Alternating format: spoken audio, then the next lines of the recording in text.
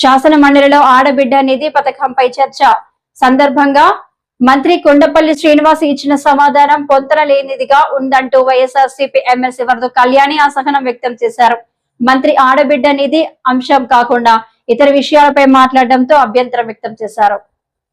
ఈ రోజు మంత్రి గారు చెప్పిన సమాధానం ఈ రాష్ట్రంలో ఈ పథకం కోసం ఎదురు చేస్తున్న 1,80,00,000 మంది మహిళలను తీవ్రంగా నిరాశకు గురి చేసింది అధ్యక్ష.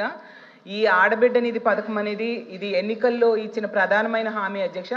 అసలు గతంలో ఎప్పుడో మహానాడులోనే చాలా కాలం ముందే చంద్రబాబు నాయుడు గారు చెప్పారు అధ్యక్ష, ధరలు పెరిగాయి, ఖర్చులు పెరిగాయి, ఇల్లు భారమైంది, నా ఆడబిడ్డల కోసం నెలకి 1,500 రూపాయలు ఇస్తానని చెప్పేసి 18 ఏళ్ళు పైబడి 60 ఏళ్ళ లోపల ఉన్న మహిళలందరికీ నెలకి 1,500 చొప్పున ఏడాదికి 18,000 ఇస్తానని చెప్పారు అధ్యక్ష. యాడ్స్ సాంగ్స్లో కూడా వీళ్ళు ప్రచారం చేశారు అధ్యక్ష. ఆడబిడ్డ నిధిని తెచ్చి అండగా ఉంటుంది, ప్రతి నెలకు 1,500 అందిస్తుంది, ఈ జెండే అండా కదా టీడీపీ జెండా అని ప్రచారం చేశారు అధ్యక్ష. బాండ్స్ ఇచ్చారు అధ్యక్ష. చూడండి, ఇందులో స్పష్టంగా రాశారు జూన్ 24 నుంచి కూడా ఈ పథకాలు ఇస్తామనేసి స్పష్టంగా రాయడం ఈ బాండ్స్ లో మనం చూస్తాం అధ్యక్ష. అలాగే వీళ్ళు ఎక్కడికి వెళ్ళినా కూడా నీకు 18,000, నీకు 18,000, నీకు 18,000 అని కూడా ప్రచారం చేశారు అధ్యక్ష. చేయూత అయితే 45 ఏళ్ళు వాళ్ళకు వస్తుంది, ఇదైతే అందరికీ వస్తుంది అని కూడా నమ్మించారు అధ్యక్ష. అయితే ఇన్ని రోజులైనా కూడా మొదటి బడ్జెట్ అయిపోయింది, రెండవ బడ్జెట్ అయిపోయింది, అంటే ఏడాదికి 18,000 చొప్పున ఒక్కొక్క మహిళకి వీళ్ళు 36,000 రూపాయలు చొప్పున బాకీ పడ్డారు అధ్యక్ష. దీనికి ఖర్చు అయ్యేది 1,80,00,000 మంది మహిళలు లబ్ధిదారులు అనుకుంటే 32,400 కోట్లు ఏడాదికి ఖర్చు అవుతుంది అధ్యక్ష. నేను మంత్రి గారికి ఒకటే అడుగుతున్నాను అధ్యక్ష, పరిశీలన అంటే ఏంటి? ఆడబిడ్డ నిధి పథకం ఎప్పటి నుంచి అమలు చేస్తారో కనీసం పరిశీలన చేశారా? పథకానికి ఎంతమంది లబ్ధిదారులకు అర్హత ఉందో కనీసం పరిశీలన చేశారా?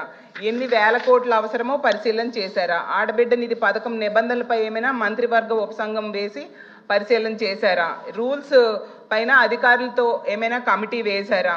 దీని మీద మంత్రి గారు కానీ, గౌరవ మంత్రి గారు కానీ, గౌరవ ముఖ్యమంత్రి గారు కానీ ఏమైనా సమీక్ష చేశారా? స్పష్టంగా దీని మీద సమాధానం చెప్పాల్సిందిగా మంత్రి గారిని వేడుకుంటున్నాం. ధన్యవాదాలు అధ్యక్ష. Andhra Pradesh social welfare residential educational institute society తరఫున సోషల్ వెల్ఫేర్ స్కూల్స్లో trained graduate teachers physical science సబ్జెక్ట్ను బోధిస్తున్న teachers గత 20 సంవత్సరాలుగా చాలా ఇబ్బందులు పడుతున్నారు అధ్యక్ష. జనరల్గా ప్రతి సబ్జెక్టులో టీజీటీలతో పాటు పీజీటీలు, జూనియర్ లెక్చరర్స్ ఉంటారు అధ్యక్ష. మిగతా సబ్జెక్టులో పనిచేస్తున్న టీజీటీలకు పీజీటీలుగా, జూనియర్ లెక్చరర్స్గా ప్రమోషన్స్ లభిస్తున్నాయి అధ్యక్ష. కానీ ఫిజికల్ సైన్స్ సబ్జెక్టులో పనిచేస్తున్న టీజీటీలు, పీజీటీలకు సంబంధించిన పని చేస్తున్నప్పటికీ కూడా పీజీటీలకు సంబంధించిన క్యాడర్ స్ట్రెంత్ తక్కువగా ఉండడం వలన గత 20 సంవత్సరాల నుంచి టీజీటీ ఫిజికల్ సైన్స్ టీచర్లకు పీజీటీ ప్రమోషన్స్ లేవు అధ్యక్ష. కావున ఈ సమస్యకు పరిష్కారం చూపించాలని కోరుతున్నాను అధ్యక్ష. నమస్కారం అధ్యక్ష. అంగన్వాడీలో పనిచేస్తున్న వర్కర్స్, మినీ వర్కర్స్, హెల్పర్స్ అధ్యక్ష, వారి డిమాండ్లు గత ప్రభుత్వంలో అధ్యక్ష చర్చలకు వచ్చాయి, అలాగే అగ్రిమెంట్స్ కూడా జరిగాయి అధ్యక్ష. కాకపోతే గత ప్రభుత్వం మారడం వల్ల ఈ ప్రభుత్వం అధికారంలోకి వచ్చింది అధ్యక్ష. వచ్చిన అధికారంలోకి వచ్చేటప్పుడే ఎన్నికల సమయంలోనే అంగన్వాడీ డిమాండ్స్ తీరుస్తామని చెప్పడం జరిగింది అధ్యక్ష.